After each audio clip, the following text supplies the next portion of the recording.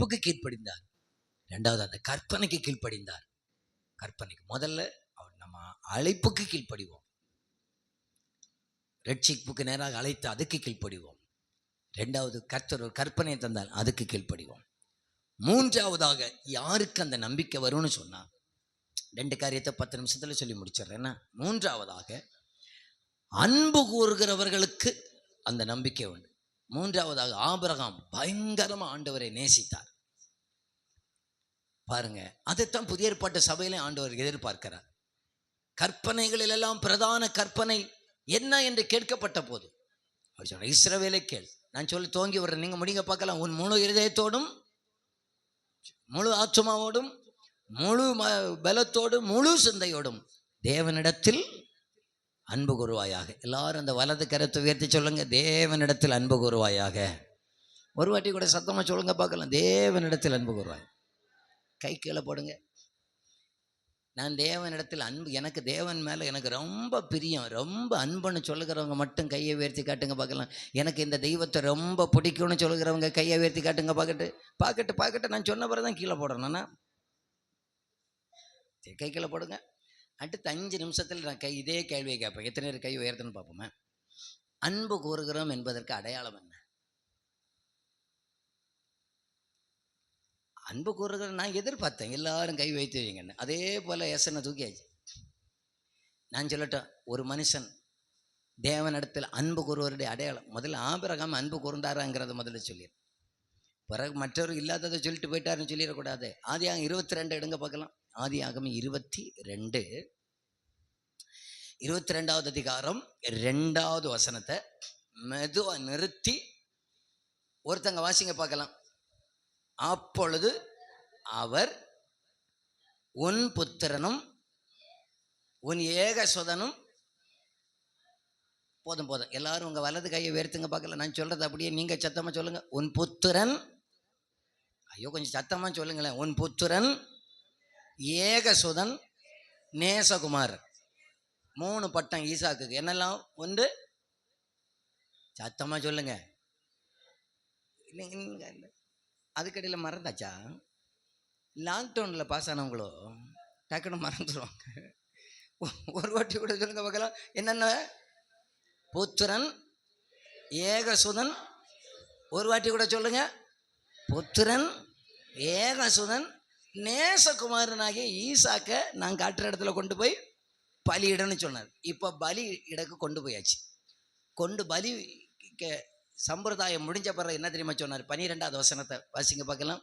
அப்பொழுது அவர் பிள்ளையாண்டான் மேல் உன் கையை போடாதே, அவனுக்கு ஒன்றும் செய்யாதே, நீர் அவனை உன் புத்திரன் என்றும் ஏகசுதன் என்றும், புத்திரன் என்றும் ஏகசுதன் என்றும். ஒன்று மிஸ் ஆகுதே. பலியிடுறதுக்கு முன்னால 3 பட்டம். என்ன பட்டம்? புத்திரன் ஏகசுதன் நேசகுமார். பலியிட்ட பிறகு ஒரு பட்டம் போச்சு. என்ன பட்டம் போச்சு? புத்திரனும் ஏகசுதனும் நேசகுமாரன் ஏன் சொல்லல ஆண்டவர்? புரியுதா உங்களுக்கு? நான் சொல்றது புரிகிறவங்க கையை உயர்த்தி காமிங்க பார்க்கலாம். கையை உயர்த்திங்க, ஒரு ஆமேன்னு சொல்லுங்க பார்க்கலாமே. இந்த மனுஷன் ஈசாக்க ரொம்ப நேசிச்சார். ஆண்டவரே சொல்றார், உன் புத்திரன் ஏகசுதன் நேசகுமாரனை கொண்டு பலியிடு. ஒரு வார்த்தையும் சொல்லாம கொண்டு பலிபீடத்தில் வச்ச பிறகு புத்திரன் ஏகசுதனும் நேசகுமாரன் தூக்கிட்டார். ஆண்டவரே இப்ப சாட்சி கொடுக்கிறாரு, எப்பா உன் பிள்ளைய விட நீ என்னதான்ப்பா நேசிக்கிறேன், நீ உன் பிள்ளைய விட என்ன நேசிக்கிறேன். ஆகையினால தான் ஆண்டவர் சொன்ன அந்த பேரை தூக்கிட்டார். நம்மை பார்த்து ஆண்டவர் சொல்லணும், இவர்கள் என்னை நேசிக்கிறவர்கள். நேசிக்கிறவருடைய அடையாளத்தை டக்குன்னு சொல்லட்டுமா? ஒருவன் என்னிடத்தில் அன்பா இருந்தால் என் கற்பனைகளை கை கொள்ளுவான். இது 3 சொல்லுவேன். சொல்லி முடியும் போது அன்பு கூறுறவங்க கையை உயர்த்தி காட்டணும். ஒருவன் அன்பா இருக்கிறதுடைய அடையாளம், அவர் என்ன சொன்னாலும் கேட்பாங்க.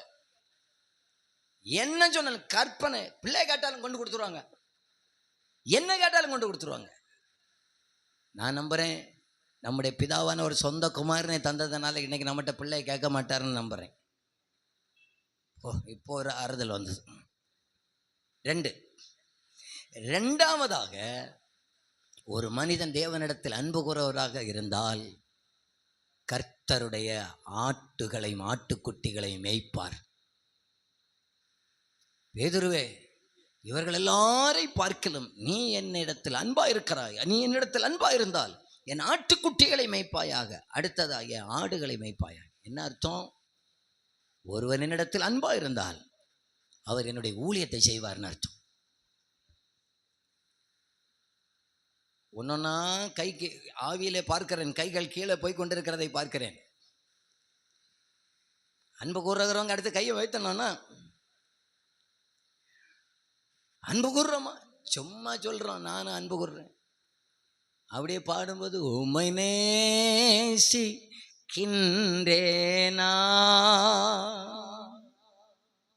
உம்மை நேசிக்கின்றேனா.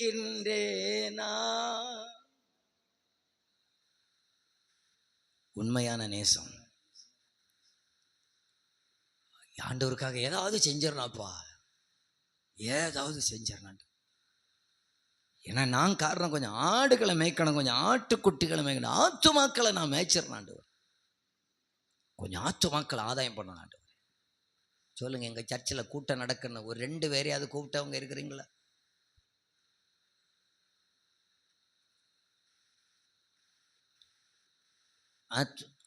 ஆடுகளை மேய்க்கிறவங்க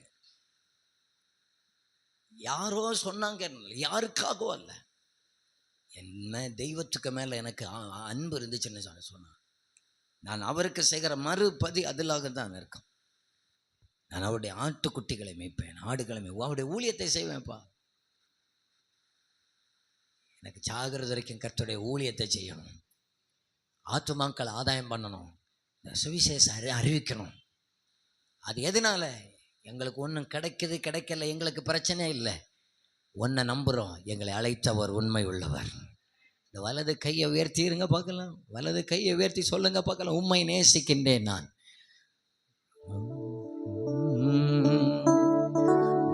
உம்மை நேசிக்கின்றேனா,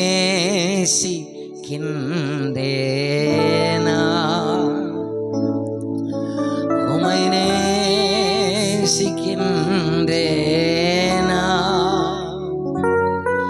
உம்மை நேசிக்கின்றேனா,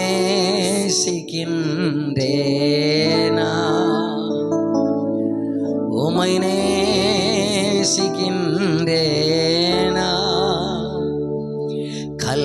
கல்வாரி காட்சி கண்ட பின்னும் நேசியாமல் இருப்பேனோ,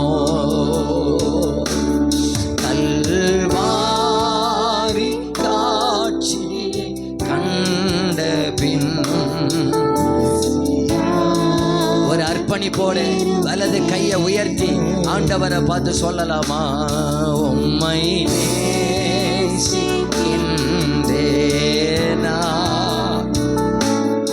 உம்மை நேசிக்கின்றேனா,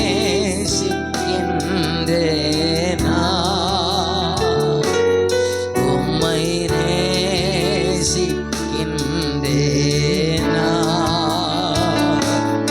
உம்மை நேசிக்கின்றேனா.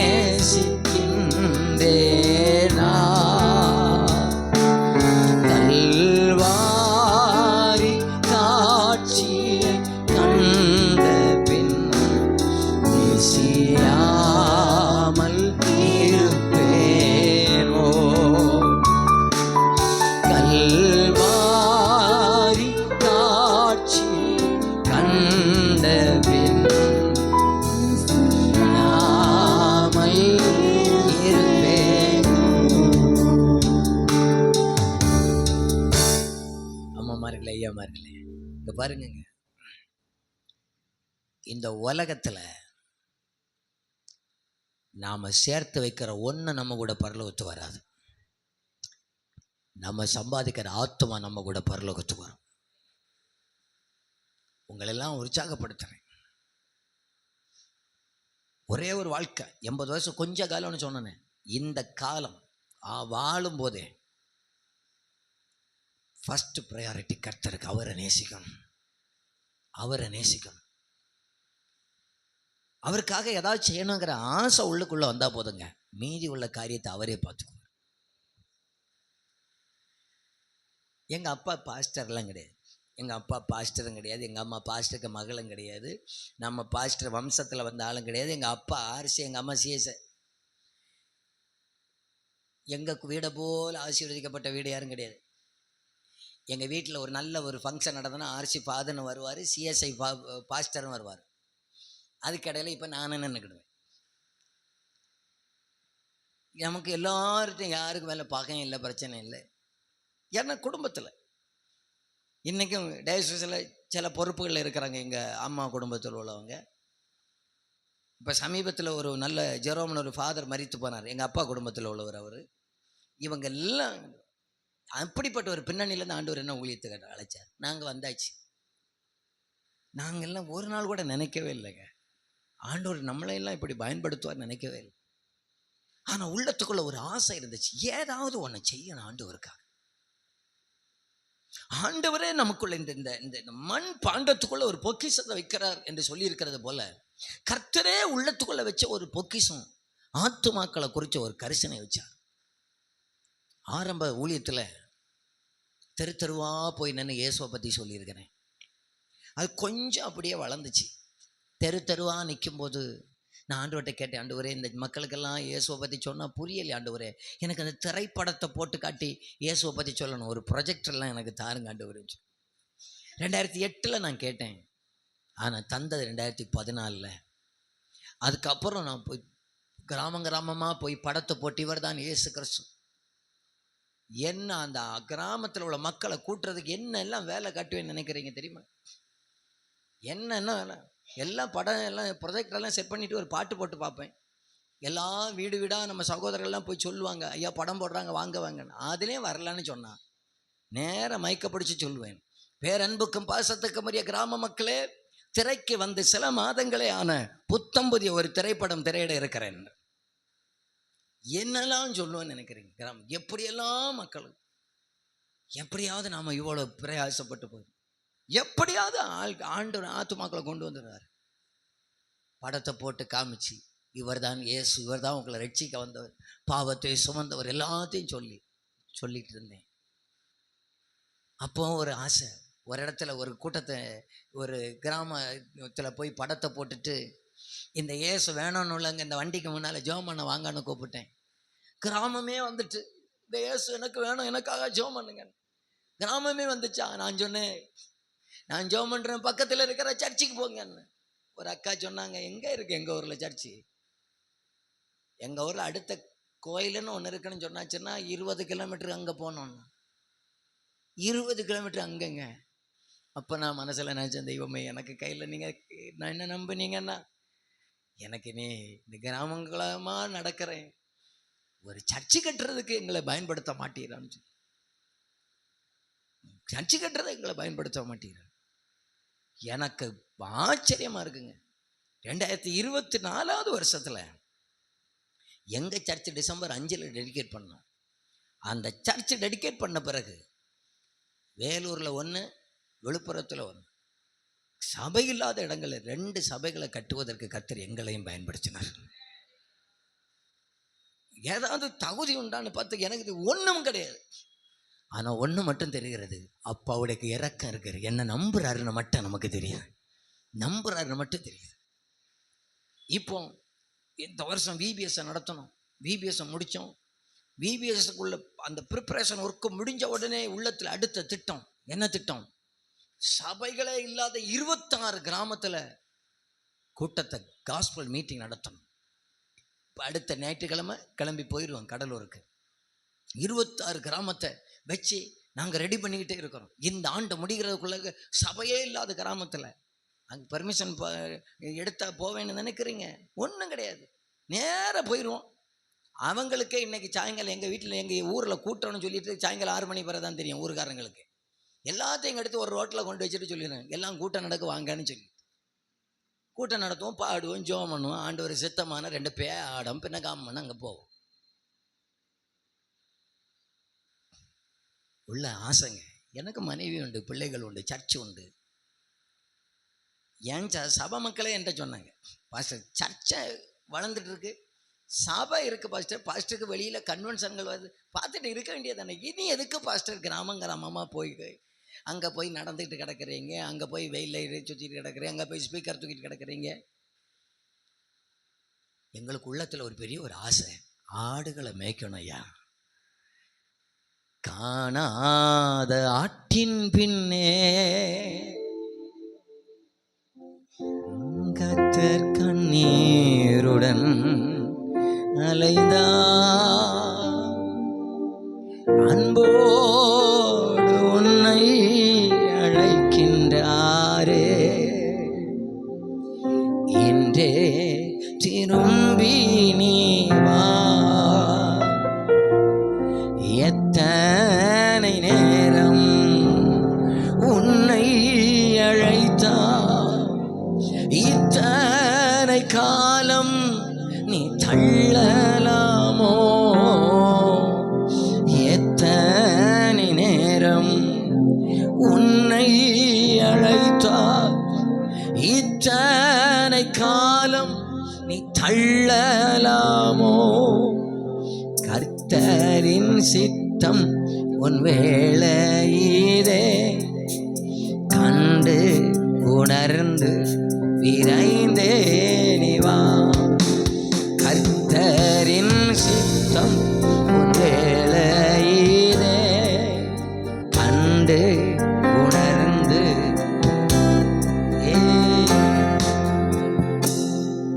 நாங்கள் இப்போ விழுப்புரத்தில் ஒரு சர்ச்சை டெடிகேட் பண்ணோம். இப்போ ஏப்ரல் 27ஆம் தேதி தான் போய் டெடிகேட் பண்ணிட்டு வந்தோம். 15 கிலோமீட்டருக்கு ஒரு சர்ச்சும் கிடையாது. நான் சொல்றது ஒரு சர்ச்சுன்னு சொல்றது சிஎஸ்ஐயோ, ஆர்சியோ, பெந்தகோஸோ, லுத்தரனோ, சல்வேஷன் கிறிஸ்தவ சபைன்னு சொல்றதுக்கு இந்த பக்கம் 15 கிலோமீட்டருக்கு இங்கே ஒரு சிஎஸ்ஐ சர்ச்சு, 15 கிலோமீட்டருக்கு அந்த பக்கத்தில் ஒரு இயேசு நம்மோட சர்ச்சு சின்னதாக இருக்கு. இதுக்கு இடையில ஒரு ஊர் விநாயகபுரம், 100% இந்துக்கள். தம்பி 6ஆம் நடத்தின தம்பிக்கு ஃப்ரெண்டு அந்த ஊரில் போய் ஒரு சின்ன ஒரு இடத்த வாங்கினார். அவருக்கு கட்டி அங்கே ஒன்றும் முடிக்க முடியலை. அப்புறம் நாங்கள் அந்த பக்கத்தில் போகிறதான நேரத்தில் அந்த இடத்த போய் 100% கிறிஸ்தவர்கள் அல்லாதவர்கள். எங்கள் உள்ளத்தில் ஒரு ஆண்டவர் ஏவினார், அதை கட்டுவதற்கு பொறுப்படுங்க. நாங்கள் சொன்னோம், கட்டுவதற்கு நாங்கள் எங்கள் ஊழியத்தின் சார்பாக பொறுப்பெடுக்கிறோம். எடுத்தோம். ஊர்லெல்லாம் வந்து கேட்பாங்க, என்ன வேலை நடக்குது. நாங்கள் சொல்லுவோம், டியூஷன் சென்டர் நடக்குது. டியூஷன் சென்டருக்காகவே வேலை நடத்தும். கடைசியில் டெடிகேட் பண்ணுறதுக்கு 2 நாளைக்கு முன்னால் அவர் சொல்கிறாரு, பாஸ்டர் ரொம்ப ஆட்கள் எல்லாம் இல்லை, சவுண்டெல்லாம் ஒன்றும் கிடையாது, கீபோர்டு ஒன்றும் கொண்டாடுங்க, நீங்கள் இந்த டெடிகேட் பண்ணும்போதும் ஜப வீடுனோ, சர்ச்சுனோ, ஆலயம்னோ, தேவாலயனோ சொல்லிடக்கூடாது. ஏன்னா நமக்கு ஃப்ளோவில் வந்துடும் பாருங்களா. ஒன்றும் சொல்லக்கூடாது, டியூஷன் சென்டராட்டாக்க நம்ம தொடங்கி எப்படியாவது ஆண்டவர் சொல்லணுங்கிற ஒரு ஆசை தான். அப்படின்னு நினச்சிக்கிட்டு நாங்கள் ஒன்றுமே கொண்டு போகலை, கீபோர்டு ஒன்றும் கொண்டு இல்லை, சும்மா போகிறதுக்கு அங்கே போகிறோம். முந்தின நாள் அந்த ஊரில் ஒருத்தர் இந்த மாதிரி சவுண்ட்ஸ் வச்சிருக்கிறார், யாருக்குமே தெரியாது அது சர்ச்சுன்னு. அவர் வந்து அவர்கிட்ட கேட்குறாரு, என்னண்ணே எங்கள் ஊரில் ஒரு கோயில் கட்டியாச்சு இல்லையா, எங்கள் ஊரில் நீங்கள் ஒரு கிறிஸ்தவ கோயில் கட்டியாச்சு இல்லையா. ஆமாம், கோயில் கட்டியாச்சு, நாளைக்கு திறப்பு விழா நடத்துறீங்கன்னு கேள்விப்பட்டேன், சவுண்டு ஸ்பீக்கர் லைட் எல்லாம் போட வேண்டாமா. இவர் சொன்னார், நீங்கள் போடுங்கன்னு. என்னடா நடக்குது, இங்கே கோயில் கட்டுறது யாருக்குமே தெரியாது, இவருக்கு எப்படி தெரியும். அப்புறம் அவருக்கு பயங்கர சந்தோஷம், ஸ்பீக்கர் எல்லாம் கொண்டு வச்சுட்டு சீரியல் எல்லாம் அள்ளி போட்டுட்டு, எங்கள் ஊரில் ஒரு கிறிஸ்தவ கோயில் தேவைதான். அப்புறம் வெளியே ஒரு பாப்கார்னுக்கு மிஷினும் கொண்டு வச்சு எங்கள் ஊரில் எல்லாருக்கும் நான் பாப்கார்ன் கொடுக்குறேன். நான் முடித்த பிறகு அவர்கிட்ட கேட்டேன், பாஸ்டர் இப்போ எல்லாத்தையும் இவர் ஒரு பெரிய ரூபா அமௌண்ட்டு கேட்பாரு. இல்லை பாஸ்டர், நான் முதல்ல சொல்லிட்டேன், 1000 ரூபா தான் தருவேன்னு சொல்லிட்டேன். போய் பார்த்தாச்சுன்னா ரூட்டு கிளியரு, கரெக்டாக இயேசுவ நாமத்தினால இந்த தேவாலயத்தை பரிசுட்டை பண்ணுறப்போ கர்த்தர் நம்ம தொடங்கினா போதுங்க, கிரியை செய்கிறவர் அவர் பார்த்துக்குவார், மீதி உள்ளது அவர் பார்த்துக்குவார். இப்போ சொல்லுங்க பார்க்கல, அந்த நேசிக்கிறவங்களுக்கு அந்த கையை ஒன்று பார்க்கட்டு. நேசிக்கிறீங்களா? என்ன செஞ்சீங்கன்னு கேட்டேன். நேசிக்கிறவங்களுக்கு அடையாளம் என்னது? நேரம் இல்லை, ஒரு காரியத்தை கூட சொல்லி முடிக்கிறேன். மூன்றாவதாக, இந்த இயேசுவின் மேலே நேசம் உள்ளவர்கள் தங்களில் இருக்கிற விலையேற பெற்றதை அவர் பாதத்தில் கொண்டு வருவார். ஒரு அம்மா வீட்டில் விலையேற பெற்றதை வச்சுருந்தாங்க. இயேசு காலில் கொண்டு உடச்சி ஊற்றிட்டான். ஐயோ, இது நிறைய விட்டு ஏழைகளை கொடுத்துருக்கலாமே. இயேசுவே சாட்சி கொடுத்து, இவள் மிகவும் அன்பு கூர்ந்தாளே. விலையேற பெற்றது ஏன் வீட்டில் இருக்கக்கூடாது? தெய்வத்துக்கு பாதத்தில் இருக்கட்டும்னு அன்பு கூறுகிறவர்கள் நினைப்பார்கள். இந்த உலகத்தில் வாழும்போதே உண்மையாக நான் ஆண்டவரை நேசிவேன். நமக்கு எப்போ தெரியுமா நேசம் வரும்? நான் சொல்லட்டா, கோபப்படக்கூடாதுன்னு. நமக்கு எப்போ தெரியுமா நேசம் வரணும்? அன்பு கூறுவேன் அந்த பாட்டு பாடுனா மட்டும் வரும். பாட்டு முடிஞ்சால் அதோடு அங்கே போகும். பாட்டிலையாக இன்னைக்கு அன்பு, பாட்டில் அல்ல, வாழ்க்கையில் அன்பு. ஆபிரகாமே, உமக்கு தேவன் தாமே ஒரு நகரத்தை கட்டி வச்சிருக்கிறாருங்கிற அந்த நிச்சயம் எப்படி வந்துச்சு அப்படின்னு கேட்டால் நம்மளை கூப்பிட்டு சொல்லாருங்க. பாருடா, அவரை விசுவாசிச்சேன். நீ விசுவாசிச்சியா? அவருடைய வார்த்தைக்கு கீழ்ப்படிஞ்சேன், நீ கீழ்ப்படிஞ்சியா? இந்த வாழ்க்கையில் அவர் அன்பு கூர்ந்தேன். ஆகையினால அன்பு கூறுகிற எனக்கு ஒரு ராஜ்யத்தை ஆயத்தப்படுத்தி வைத்திருக்கிறார். புரிஞ்சவங்க அப்பாவுக்கு ஒரு கை தட்டு கொடுத்துருங்க பார்க்கலாம். நல்ல கை தட்டுனவங்க நல்ல கையை தட்டிடுங்க பார்க்கலாம். அவர்களுக்கு ஒரு நம்பிக்கை. என்ன நம்பிக்கை? கர்த்தர் ஒரு நகரத்தை ஆயத்தப்படுத்தி வைத்திருக்கிறார். நேற்றைய தினத்தில் ஆபிரகாமுடைய 4 அர்ப்பணிப்புகளை பேசினேன். இன்னைக்கு ஆபிரகாமுடைய எதிர்பார்ப்பு, ஏன் அவருக்கு எதிர்பார்க்க முடிந்தது என்று பேசினேன். செய்திகள் தொடரும். கமா போட்டு முடிக்கிறேன். நாளை தொடரும். எல்லாரும் எழுந்து நிற்கலாம், ஜெபிக்கலாம்.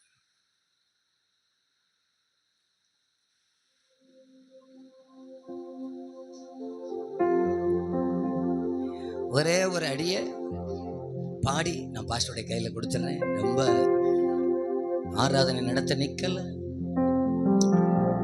கையை தட்டியே நம்ம பாடிடலாம். இந்த தேகம் அழியும் கூடாரம், இதை நம்பி யார் பிழைப்பார்? இந்த தேகம் அழியும் கூடாரம், இதை நம்பி யார் பிழைப்பார்? என் பிதா வீட்டில் வாசஸ்தலங்கள் உண்டு, இயேசுவோடு நான் கூட இருப்பேன். என் பிதா வீட்டில் வாசஸ்தலங்கள் உண்டு, இயேசுவோடு நான் கூட இருப்பேன். ஆமென். அவர் பாதம் வீழ்ந்து பணிந்து ஆனந்த கண்ணீர் வடிப்பேன். எந்த ஓட்டம் ஜெயத்துடன் முடியும், அந்த நாள் சுதந்தரிப்பேன். அவர் பாதம் வீழ்ந்து பணிந்து ஆனந்த கண்ணீர் வடிப்பேன். எந்த ஓட்டம் ஜெயத்துடன் முடியும், அந்த நாள் சுதந்தரிப்பேன். அந்த நாடு வீணைநாதம், வீணைநாதம் தோனித்திடும் நேரம், வரவேற்பு அழிக்கப்படும்.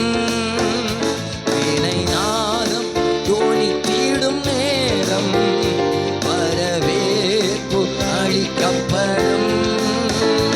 என்னை பேர் சொல்லி இயேசு கூப்பிடுவார், எனக்கு ஆனந்தம் பொங்கிடுமே. என்னை பேர் சொல்லி இயேசு கூப்பிடுவார், எனக்கு ஆனந்தம். நல்ல கைகளை தட்டி கடைசியா அவர் பாதம் வீழ்ந்து பணிந்து ஆனந்த கண்ணீர் வடிப்பேன். எந்த ஓட்டம் ஜெயத்துடன் முடியும், அந்த நாடு சுதந்தரிப்பேன். அவர் பாதம் வீழ்ந்து பணிந்து ஆனந்த கண்ணீர் வடிப்பேன். எந்த ஓட்டம் ஜெயத்துடன் முடியும், சுதந்தரிப்பேன். அந்த நாடு காலம் இயேசுவுக்காக கஷ்டப்பாடு சகிப்பதினால் என்ன துன்பம் இன்பமாய் மாறும். இயேசுவை நான் காணும் போது அவர் கால் நீண்டு பணிந்து ஆனந்த கண்ணீர் வடிப்பே. எந்த ஓட்டம் ஜெயத்துடன் முடியும், அந்த நாடு சுதந்தரிப்பே. எந்த ஓட்டம் ஜெயத்துடன் முடியும், அந்த நாடு சுதந்தரிப்பே. அந்த நாடு சுதந்தரிப்பே. கடைசியா வலது கையை, 2 கையை உயர்த்தி ஆண்டவரை பார்த்து ஒரே வார்த்தை அர்ப்பணித்து சொல்லிருங்க பார்க்கலாம். அப்படியே 2 கைகளை உயர்த்தி சொல்லுங்க பார்க்கலாம். சுவிசேஷ பாரம் ஒன்றே எங்கள் சுமையாக மாற வேண்டும். சுவிசேஷ பாரம் ஒன்றே எங்கள் சுமையாக மாற வேண்டும். என் தேச எல்லையெங்கும் உங்க நாமம் சொல். எங்கள் தேச எல்லையெங்கும் உங்க நாமம் சொல்ல. நம்மத்திலே அசைவாடின கர்த்தருக்கு நல்ல கை தட்டி கர்த்தருக்கு நன்றி செலுத்தினார். ஹல்லேலூயா. தொடர்ந்து கர்த்தரை மையப்படுத்துவோம். கரங்களை தட்டி தேவனுடைய ஆவியார் நம்முடைய மத்தியிலே இவ்வளவு நேரமா நம்மோடு பேசிக் கொண்டிருந்தார். தொடர்ந்து நாம் கேட்ட வேத வசனத்தின்படி நம்மை ஆபிரகாமை போல் நம்மை அர்ப்பணித்து அவருடைய வருகைக்காக நம்மை தகுதியாகுவோம். கர்த்தருடைய ஊழியத்துக்கு நம்மை அர்ப்பணிப்போம். கர்த்தருடைய ஊழியத்தை செய்வோம். அநேக ஆத்துமங்களை ஆதாயம் பண்ணி நித்தியத்தை போய் மேன்மையான நன்மைகளை சுதந்தரிப்போம். கரங்களை தட்டி எல்லாரும் மகிமையை கர்த்தருக்கு மகிமையை ஏற்போம். ஹல்லேலூயா. glory. மகா பரிசுத்தமும் கிருபையும் இரக்கம் நிறைந்த நல்ல ஆண்டவரே, தர்மையான இந்த நல்ல கர்த்தாவே, இந்த இரவு வேளைக்காக நாங்கள் மெய் ஸ்தோத்திரிக்கிறோம். நாங்கள் ஒருமித்து உம்மை நாங்கள் மையப்படுத்தத்தக்கதாய் ஆவியானவரை தந்த மேலான கிருபையை நாங்கள் நினைக்கிறோம்.